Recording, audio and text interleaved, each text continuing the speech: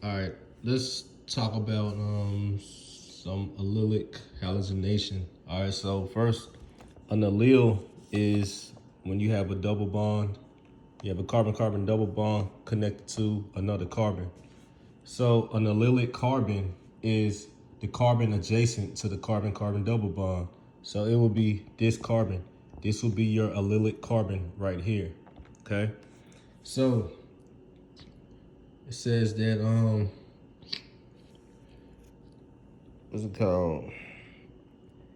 If propene and one of these halogens, and you know what a halogen is, are allowed to react at room temperature, an entirely different reaction takes place, namely the substitution of a halogen occurs at the allylic carbon, okay? And we illustrate allylic substitution by the reaction of propene with chlorine at a high temperature. Okay, now remember this happens at high temperature. So check it out. You got propene right here. Can you identify which one is the allylic carbon? If you said this one right here, you are correct. Okay. So it says it's gonna be a substitution of a halogen at an allylic carbon, right? So this will be the product right here. You have 3-chloropropene. You have this chlorine right here attached to the allylic carbon. Now what changed at the allylic carbon? What changed? If you look at this right here and this right here, what changed is a hydrogen. So you had a hydrogen substitute for a chlorine, or a chlorine substituted for a hydrogen. And where did that hydrogen go? It's probably right here somewhere, which is HCl. All right, we're gonna carry on.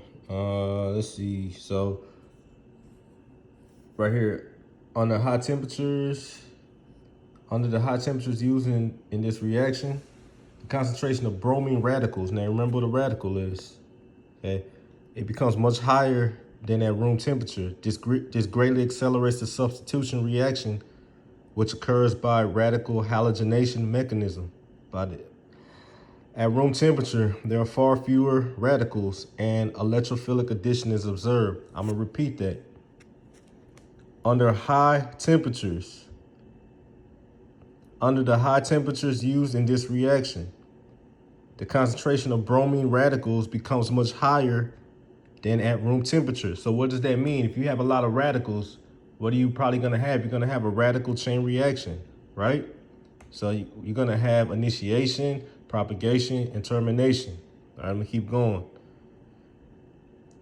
This greatly accelerates the substitution reaction. What are you substituting? Again, you're gonna substitute a halogen for an allylic hydrogen, okay? At room temperature, there are far fewer radicals and electrophilic addition is observed. Okay, so let's look at this propene again. At high temperatures, you have an allylic substitution. See this right here? See that CH3 right there, adjacent to the carbon-carbon double bond? And you got this halogen right here. And then at a high temperature, you get the bromine right here at the allylic carbon. Okay, called allylic substitution. At room temperature, you have bromine, you add it across the double bond, and you just get bromine and bromine on those double bond carbons. Okay, so you get a dibromo product, which is right here, 1,2-dibromo propane. All right, now this is what's on your review.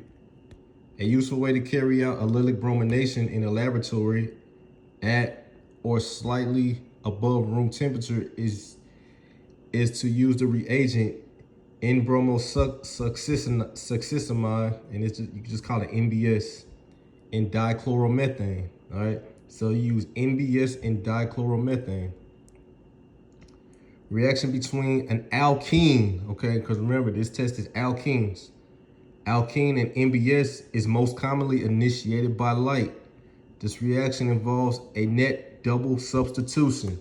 I'm gonna repeat that. This reaction involves a net double substitution.